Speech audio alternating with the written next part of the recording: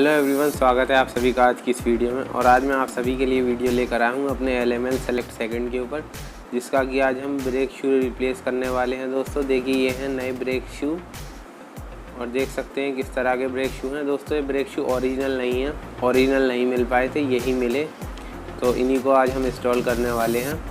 देख सकते हैं किस कंपनी के हैं ये। और दोस्तों चेतक और LML के दोनों के सेम होते हैं और LML के सभी मॉडल्स में लग जाते हैं। और जल्द ही एक वीडियो में इस पर भी बनाऊंगा कि आप अपने स्कूटर के सीट कवर कैसे रिप्लेस कर सकते हैं, ये आस एक्सेसरीज़ के सीट कवर। और मैं आपको अभी दिखाऊंगा मेरे सीट के कवर की क्या हालत हो चुकी है। और ये दोनों साइड से देख सकते हैं आप। और देखिए सीट कवर फट चुका है बिल्कुल मेरे स्कूटर का। और साइड कवर भी देखिए ये बेकार हो गए हैं, बिल्कुल घिस गए हैं। और आइए अब हम दिखाते हैं कि ब्रेक शू कैसे रिप्लेस कर सकते हैं। देखिए ब्रेक पैड बिल्कुल ख़त्म हो चुके हैं। ब्रेक शू रिप्लेस करने के लिए सबसे पहले हमको अपनी सीट ओपन करनी है। सीट ओपन करने के लिए सबसे पहले लॉक को अनलॉक करेंगे, उसके बाद इस लॉक को पुश करके और सीट को खोल देंगे। और देखिए साइड कवर का लीवर को अनलॉक करेंगे हम, उसके बाद फुटरेस्ट को खोल देंगे और फिर साइड कवर को इस तरह से ऊपर उठा के और निकाल लेंगे पीछे होल में से लीवर को इसके। और उसके बाद हम अपनी इस स्टेपनी को खोलेंगे दोस्तों, जिसमें कि ये 2 नट ऊपर हैं और 1 बोल्ट नीचे है। और इसके लिए 13 mm का सॉकेट रेंच का यूज़ करेंगे हम। देखिए दोस्तों कुछ इस तरह से हम इसको खोल लेंगे।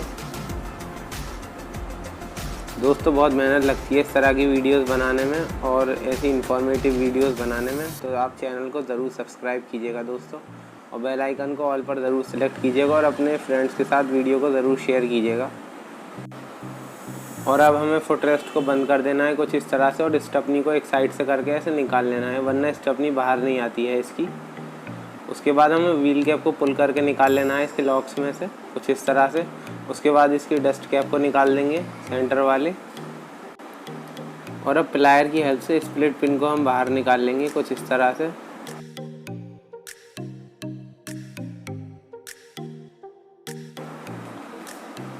इसके बाद हम नट लॉक को भी बाहर निकाल लेंगे। इसके बाद हम 24 mm के सॉकेट रेंच के साथ एंगल हैंडल को लगाने के बाद इस पर एक पाइप का यूज़ करेंगे, जिससे कि इजीली ये खुल जाए, वरना ये बहुत ज़्यादा टाइट होता है। और हमें एक दूसरे पर्सन की हेल्प से रेयर ब्रेक को भी दबाना होगा, वरना हमारा व्हील घूम जाता है कुछ इस तरह से खुल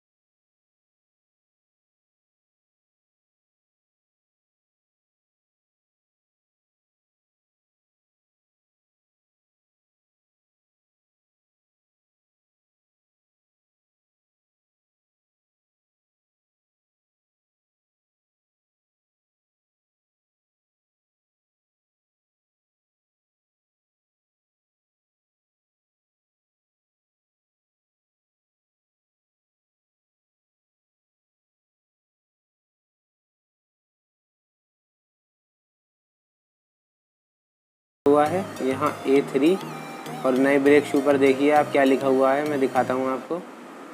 देखिए यहाँ C3 लिखा हुआ है और यहाँ पर C2 लिखा हुआ है। ये इसलिए चेंज है दोस्तों क्योंकि ये चेतक के ब्रेक शू हैं जो मैं नए लगा रहा हूँ और ये हमारे ओरिजिनल पीजो के हैं जो इसमें लगे हुए हैं। तो अब हम इसको चेंज करेंगे और इसके लॉक को लगाएंगे जो कि स्टील का है ये क्लिप। इसको हल्का सा प्लायर की हेल्प से दबाएंगे, ओवर ना दबाएं वरना दोस्तों ये टूट जाता है। और चेतक और LML के ब्रेक शू सब सेम होते हैं। ये कुछ इस तरह से आपको फंसा देना है इसको। अगर हम ये नहीं लगाएंगे तो शाफ्ट डायरेक्टली इस पर काम करेगी तो एल्युमिनियम का हमारा ब्रेक शू है ये ख़राब हो जाएगा बहुत जल्दी। इसलिए इस पर आगे स्टील की क्लिप लगाई हुई है जिससे शाफ्ट इसको ख़राब ना करे, घिसे ना। और देखिए मैंने इसके अंदर वायरिंग भी कर दी है एक्स्ट्रा जिससे कि हम इसके अंदर सेल्फ भी लगा सकें, जो कि मैं फ्यूचर में आपको दिखाने वाला हूँ। ये सेल्फ के वायर देख रहे हैं जो इंजन की साइड जा रहे हैं हमारे।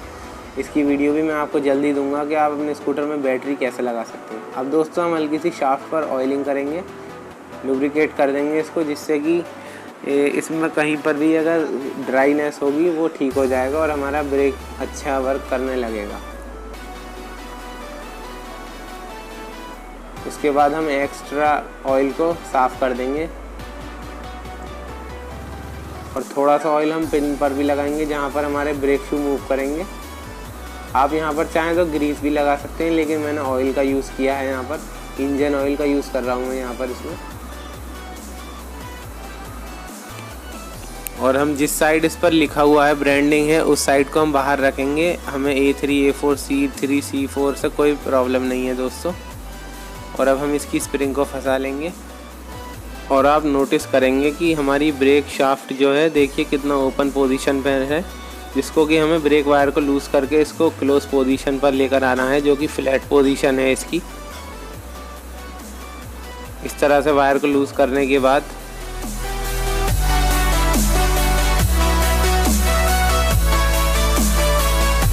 देखिए ये कुछ इस तरह से आ गई है। अब हमको बाहरी स्प्रिंग को लगाने ना है दोस्तों, इजीली लग जाएगा उससे ये हमारा ब्रेक शू। देखिए कुछ इस तरह से आपको खींच कर और लगा देना है ब्रेक शू को और फिर पिन की साइड से दबा देना है दोनों शूओं को। और देखिए हमारी शाफ्ट इस तरह से वर्क करेगी। जब हम ब्रेक दबाते हैं तो ये कुछ इस तरह से खुलते हैं ब्रेक शू और हमारे ब्रेक लग जाते हैं। और अब हमको इस तरह से पिन को फंसा देना है वापस।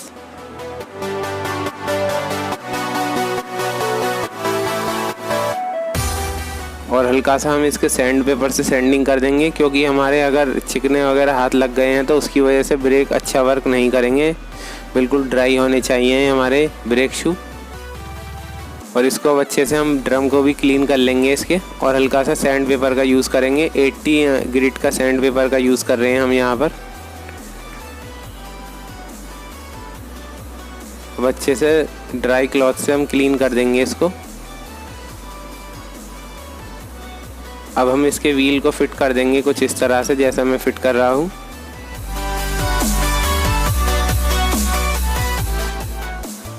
दोस्तों व्हील लग चुका है, अभी हमको इसका वाशर भी लगाना है। और देखिए मैं आपको अभी एक एक्स्ट्रा बात बताऊंगा। अगर आपका सील लीक नहीं है अंदर से तो इसके थ्रेड में और टीथ में होकर भी कभी कभी ऑयल आ जाता है बाहर। उसके लिए आप इसका एक साइड से क्लॉथ को भी वाउंड कर सकते हैं इस पर, इसकी शाफ्ट पर, जिससे कि हमारा ऑयल भी लीक नहीं होगा। इसको मैं फेस कर चुका हूँ इसीलिए मैं आपको बता रहा हूँ ये चीज़। अब हम अपने नट को टाइट कर देंगे वाशर लगाने के बाद।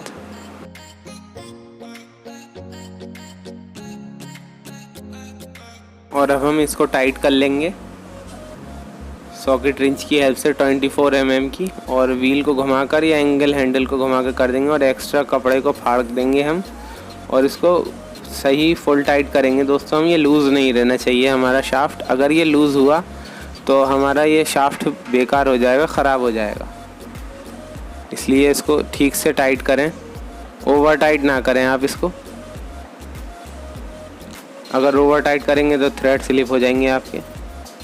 उसके बाद हम दोस्तों इसके ब्रेक शू को टाइट करेंगे। ब्रेक वायर जो है ब्रेक शू का हमारा, उसको देखिए टाइट करेंगे। 12 mm की स्पैनर का यूज़ करेंगे हम इसमें। और प्लायर की हेल्प से हम वायर को पकड़ लेंगे, जिससे कि हमें जहाँ पोजीशन रखनी है उस पोजीशन पर रखकर इसको टाइट कर दें। कुछ इस तरह से देखिए ये ठीक हो चुका है। और इस वायर को हम थोड़ा सा अलाइन कर देंगे, ठीक कर देंगे, जिससे देखने में भी ठीक लगे ये हमको। और फिर इसके लॉक में फंसा देंगे ऊपर करके, जिससे कोई सी चीज़ में चलते टाइम अटके ना और देखने में भी बुरा ना लगे। देखिए बिल्कुल परफेक्टली वर्क कर रहा है हमारा, देखिए। और एक बार और टेस्ट कर लेंगे इसका, और ओवर टाइट ना करें वरना आपका वायर कट जाएगा।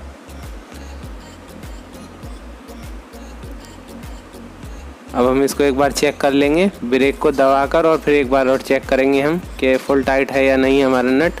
उसके बाद हम इसके नट लॉक को लगा देंगे और प्लायर की हेल्प से स्प्लिट पिन को लॉक कर देंगे।